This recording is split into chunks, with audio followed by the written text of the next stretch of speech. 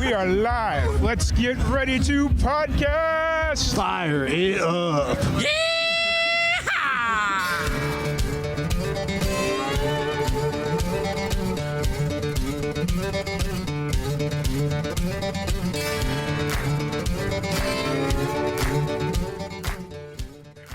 Welcome back to another live and amplified Indie Fusion podcast. I'm your host, Tom Quiet, and we are back at it again with another amazing podcast.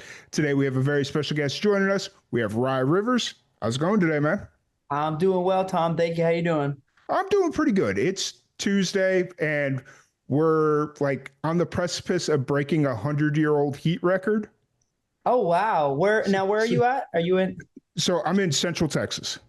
Oh, wow. Okay. Yep. We're supposed to get to 101 tomorrow, and the 100-year-old record is like 87 or something, or 97. So. Oh my God, you guys are gonna blow it out of the water. That's crazy. Oh yeah. So. Yeah, I'm in. How's South Florida treating you? Good. We're supposed to heat up this week too. We've had about 2 days of rain, and it's been very nice weather. I cannot complain. Right. But Florida heat is coming. I think they said it's gonna get like 92. Sick. I love it. It's just a thing, you know. Yeah. But you know, at least you're not in hurricane season yet. You've got a little bit before that becomes like a whole thing. So got like 30 days. Yeah. Well, 30 days and then probably another 2 or 3 months before. Yeah. I mean, it starts in June, but it really doesn't. Hopefully we get crazy until like October is really like right. It's September, October. But right. Because I lived in Tallahassee for 2 years, and it was the one time that the Gulf Coast got hit with the Hurricane Michael. Okay. And that hit landfall as like a Category 5, and it was just like the one I've lived in Florida off and on for a lot of years, and that is the only time I've ever gotten hit with a hurricane. It was like the worst it could possibly be, and I'm like, so scary. I'm good. See you guys later. Yeah. So. I mean, I feel like as Floridians, we don't make that much of a deal about it as the rest of the country does and the news does. I mean, they hype that crap up like ridiculous. It's crazy, the fear of pandering that they do. Yeah. I mean, it is scary if you get trapped in a. I mean, it's wild. Oh yeah. You have pane windows, and you can watch out and not have to have shutters on it to see like what Mother Nature is capable of. It's really crazy. Mm-hmm. Well, because you're from Okeechobee originally, right? Yeah, so I was kind of split raised between South Florida and Okeechobee, which is where my dad lives. Gotcha. Okay. Yeah, because Okeechobee, you're probably a little bit more further inland. Yeah, they're inland. Yeah. So if Okeechobee's getting hit, the state's getting plowed because it's going like right up the middle. It's like, okay, well, we're all in it, so let's go. So I feel that.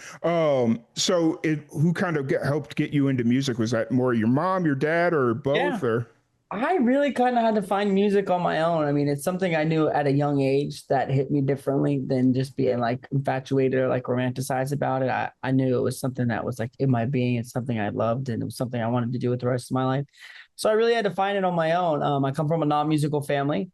I would say my parents both appreciate good music, but nobody on both sides. I think I have one uncle who tinkers with the drums, and he's a visual artist. Mm-hmm. So we connect on that level, but not a single musician that I know of on either side. So that was a little tough, but it was it made me find a different appreciation for music and find my own like niche way into it. And so I love the way you said tinkering with the drums, which means he bought a drum kit just so he could take out some aggression.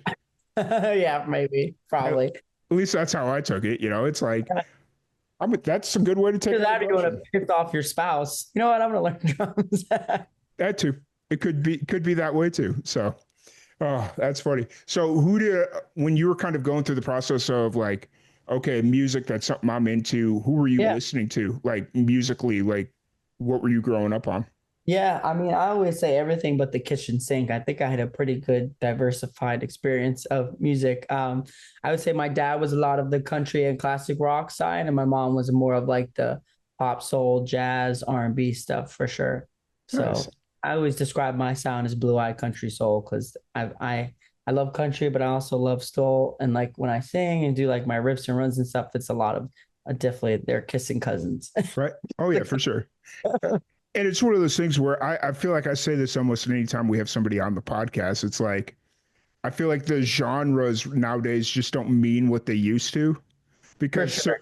so many people are coming in where it's like I remember back in the day talking to people that, like, when I was in my mid to late teens, talking to people that were like in their same age group that I'm in now, like their mid to late 30s, Mhm. and they're like, "Oh yeah, I grew up. My dad listened to rock. My mom listened to rock, so we were a rock." Like everybody was like a single genre because all you Yeah. had really was the radio.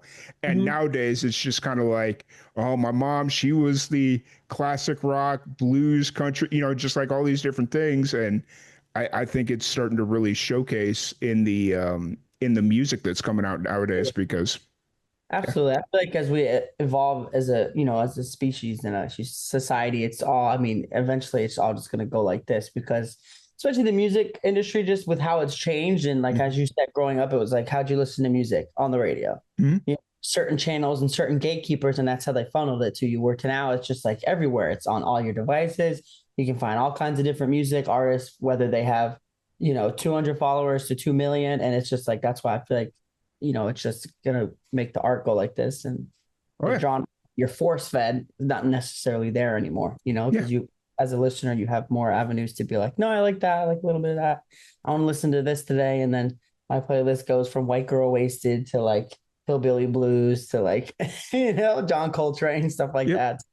Yep. And that's like the upside to like Spotify because it's all AI augmented and generated, and it's like, oh, well, there was that one time that he listened to a Miley Cyrus song, so Yeah, let's throw that in there for throw some once, of those in there. right?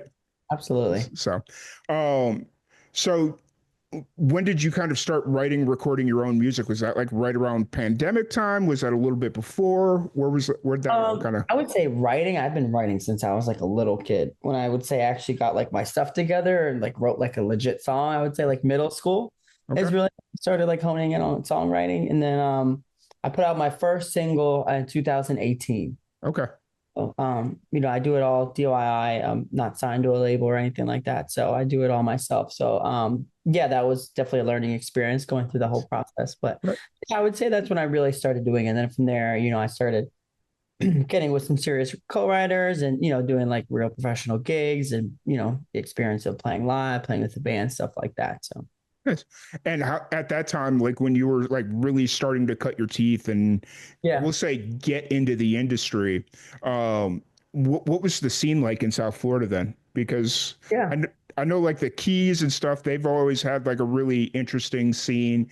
But Oh as yeah. far as like further north, I really don't know a whole lot from Sure. like I West would Palm. say, yeah, the Keys is obviously Jimmy Margaritaville, Jimmy Yeah. Buff is the king down there. But they do all kinds of gigs down there. And then Miami is very big. It's Latin, all Mm. Latin and hip hop, I'd say. It's definitely the majority there. All the recording studios, a lot of it's all, where a lot of the biggest Latin artists in the world come to do their stuff. And then I would say as you get north, like into Palm Beach, it's just country. I always say Florida is the only state you go north to go south. Mm. That makes sense. Right. Like it's such like a not a realistic view of Florida when you look at like just the outskirts of like the state, right? Everyone thinks it's like palm trees, but the rest of Florida is farms and cows and cattle and farming, and it's a very Mhm. southern state besides just those pockets of like Tampa and the outskirts of the beach. Oh But yeah. that's what makes Florida such an amazing state. It's so diverse. I Oh yeah. love it. I'm It, so happy to be raised here.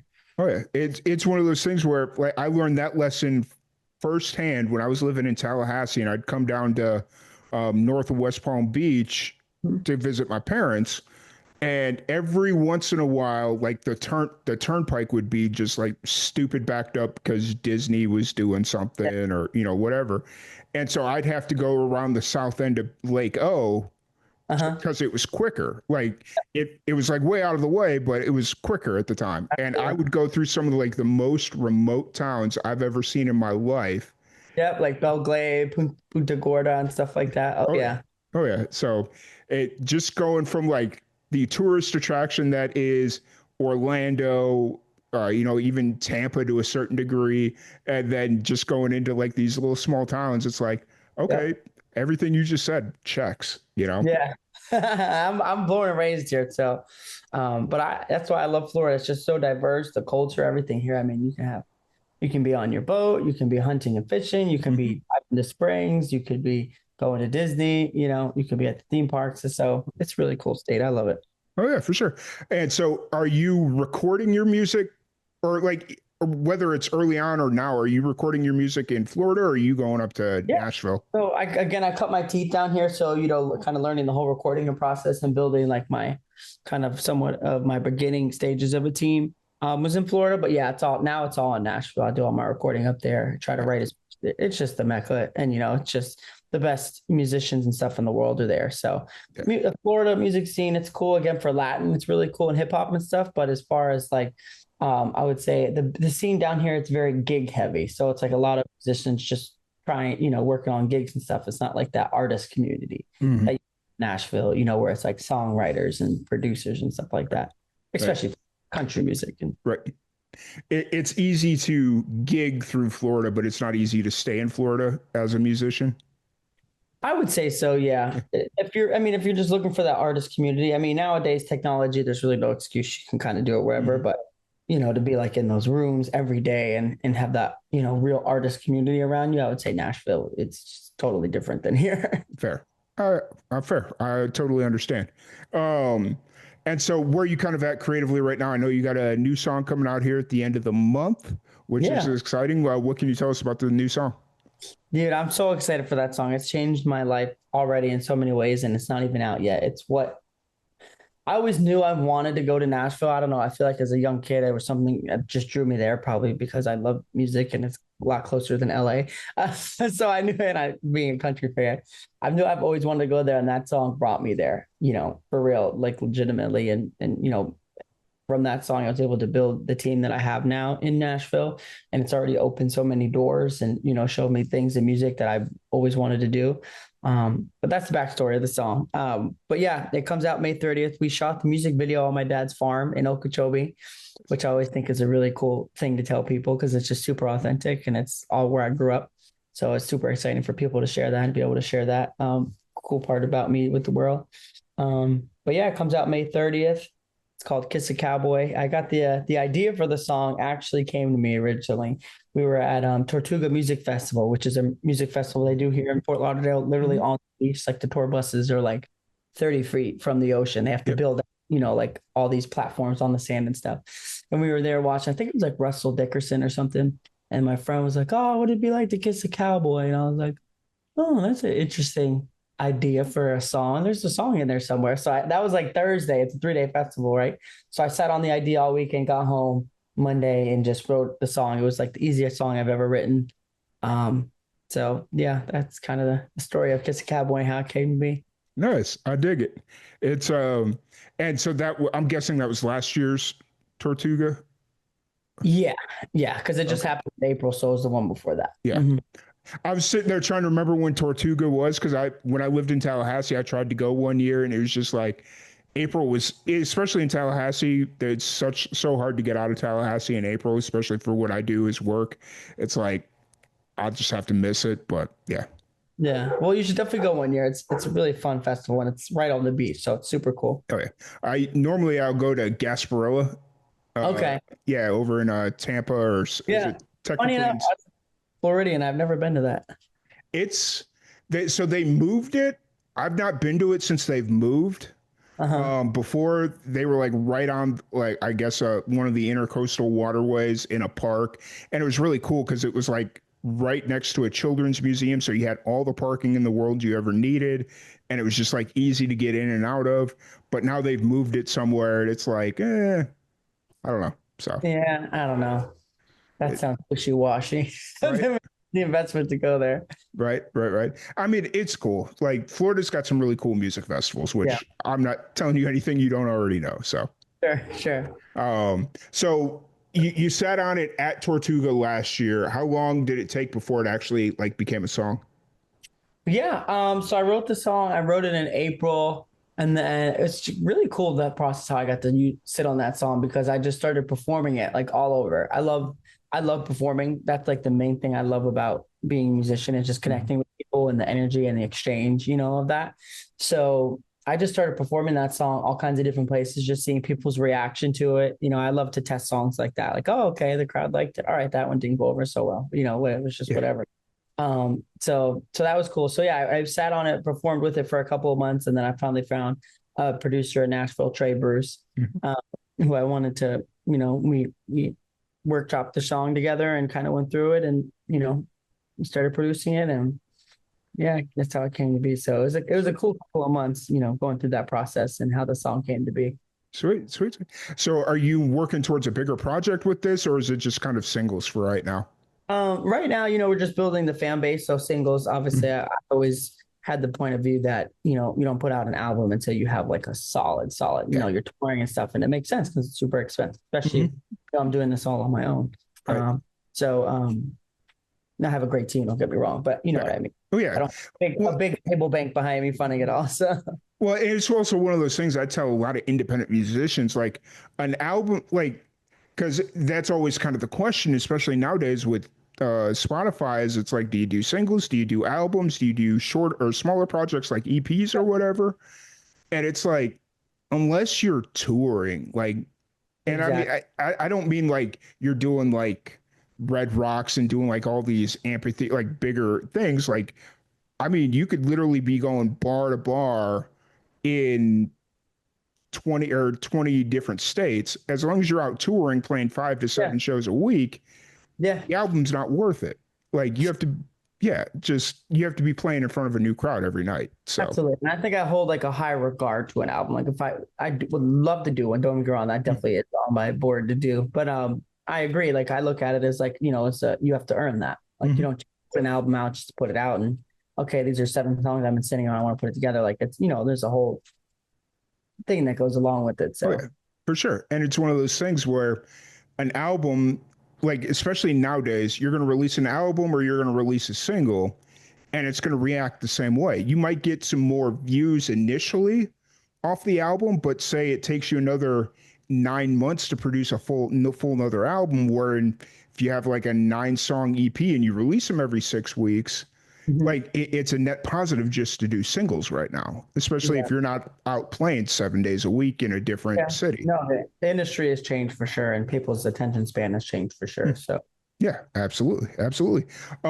So kind of looking forward, is the music video coming out the same day as the single, or will you wait a little bit on that? no, it doesn't. So the music video comes out June 11th. Okay. Song comes out May 30th. Now, So is this the first fully music video you've done, or have you done a few before? I've done one before. Yeah, this will be my second. I mean, this is my first country single I've ever put out. Hmm. So I look at it as a return to my roots for me because I grew up on country. I love country. I feel like as a product of kind of being raised split between both places and having that love for soul and pop music too. That's what I started with, but it got to the point where I'd be in so many recording sessions and the producers would be like, "Oh, let's re-sing that. You have a little too much twang on your voice. It sounds country." And it's just like got to the point where I'm like, maybe, I should just write some country songs and sing some country stuff. I love country. I've grown up on country. I was raised on a freaking farm. Yeah, Uh, so yeah, it was like, so I'm super excited for it. And again, the Nashville community and the country community as a whole has been nothing but amazing to me. I'm really excited to be a part of it. that's awesome. I love to hear it. It's kind of having that natural progression of like you were trying to follow one way, and then it's like, Yeah. you know what? Why am I fighting it? Let's just Yeah. jump into That's country the music. artist journey. And I feel like as an artist, if you're not evolving over time, then what are you doing? Right. That's the beautiful thing about being an artist and being able to be like, you know what, right now, just like a Post Malone or someone, I love our country. Let's just do it. Yeah. I just saw, I don't know if it was real or not, but somebody posted a photo of Post Malone and like Dwight Yoakam going down the street in LA on horseback singing songs back and forth or something. Really? I, It sounds like a PR I saw, stab. Put it past him. It sounds great. right. I saw it on Instagram or Facebook and I was like, I don't know if this is real, but if it is, that is amazing. So Yeah. Yeah. I thought I heard somewhere he was doing something with Dwight. So yeah. it sounds probably would make Yeah. sense. So where are you kind of at show wise right now? Are you playing pretty consistently or are you? Yeah. Yep. I have excuse me. I'm playing Old Red in Orlando this weekend. Nice. So I'm super excited for that one. And then after that, I have some festivals that I'll be headlining, some local ones in Florida. Actually got booked for one out in Wyoming, which is crazy. Nice. I've always wanted to go there. So that's I'm really excited for that one because being a country boy, I love the outdoors and nature. Yeah. That's a big part of what I spend my time doing when I'm not doing music is being outdoors, exercising, Yeah. ATV on the water. I love all that. So I'm super excited for that one. Nice. I dig it. And will you be in Nashville for CMA Fest or? We're looking at it. I have some things lined up, but I also have some other things on my schedule that kind of coincide with it. So we're still figuring it out. Fair. So maybe like CMA Fest adjacent. Fair. I feel that. It's I don't go to Nashville that often, but CMA Fest is like I tried to go during some like the more industry events just to Yeah. kind of like get out there a little bit, but CMA Fest is just a different vibe. Like it's different. It's industry, but it's not, and it's Like just touristy type yeah, thing. yeah. It's I don't know. It's cool. I like it, so I'll keep going as long as I'm welcome back. So There you go. yeah, Yeah.